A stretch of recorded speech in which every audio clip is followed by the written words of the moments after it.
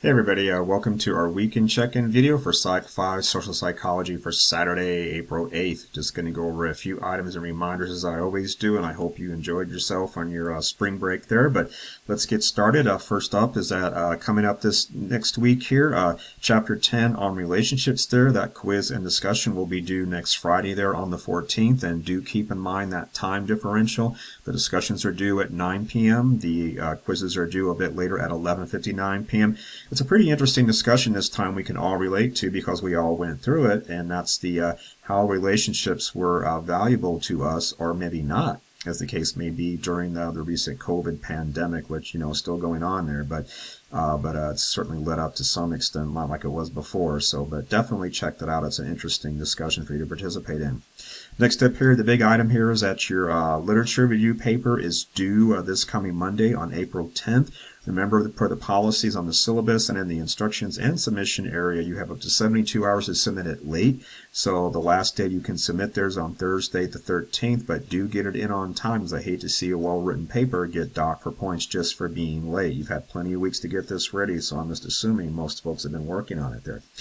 You will find a dedicated submission area there, so make sure that's what you use to upload your paper there, and it must be in Microsoft Word, so no PDFs, no Google Docs, etc. Make sure it's in Word. And just a reminder, you will find everything you need to know about the paper, including the instructions and that submission area, in the dedicated APA Literature Review module, which you'll find underneath Unit 5 of our material on our Canvas course page. So scroll down all the way to the bottom past Unit 5.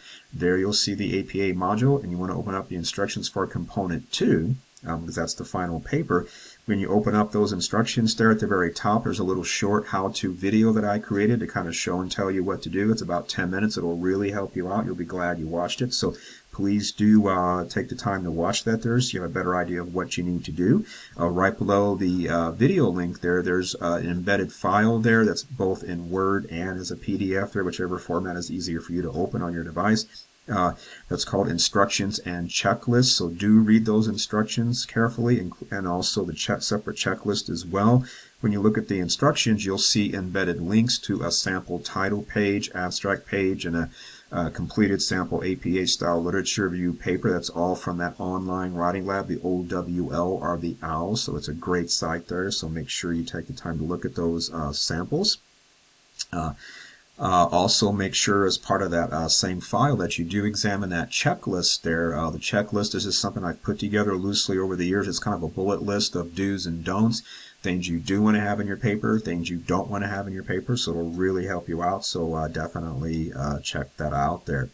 And as you'll find in that instruction file, but also in the overall instructions back in the APA Literature Review module, those instructions for part 2, pardon me, you'll see that you're going to turn in 4 pages of actual literature review content. That is the meat and potatoes of your paper, the literature review. This is where you're going to review the literature as documented in your list of 5 APA-style references. So you're not going to write about your life. You're not going to write about your lived experiences or personal anecdotes. You're going to write about what the literature says that you found in your 5 references that supports your topic and thesis statement. So don't cite sources you don't have in your references.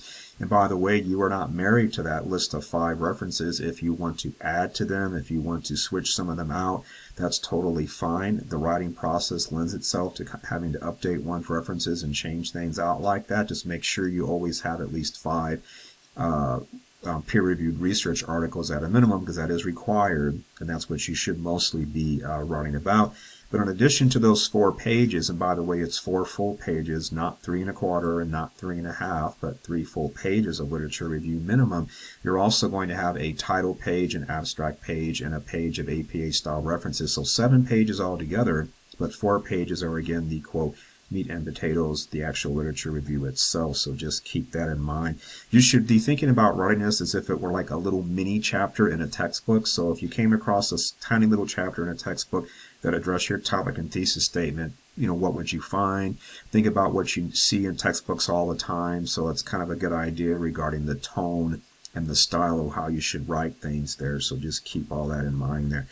Do be careful to incorporate any feedback from part 1 of this paper assignment there. Some of you had issues with your references or your thesis statement, so make sure you clean all that up there.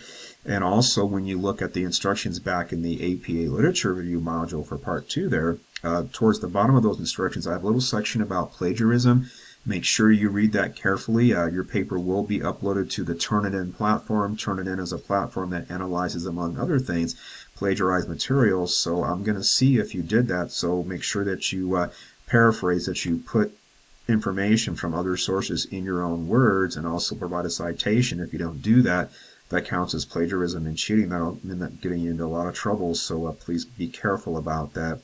And in those same instructions, pardon me, you'll see a little table I included there, kind of a PDF that shows an example of plagiarism. It's from another textbook that I use in a different course, but it's a great example, or sample I should say, of what plagiarism looks like and what it doesn't look like. They show you an original passage from a research report, then they give you several examples of plagiarization of that passage, and some of those might surprise you that they're plagiarization even with a citation. That's why I want you to look at that.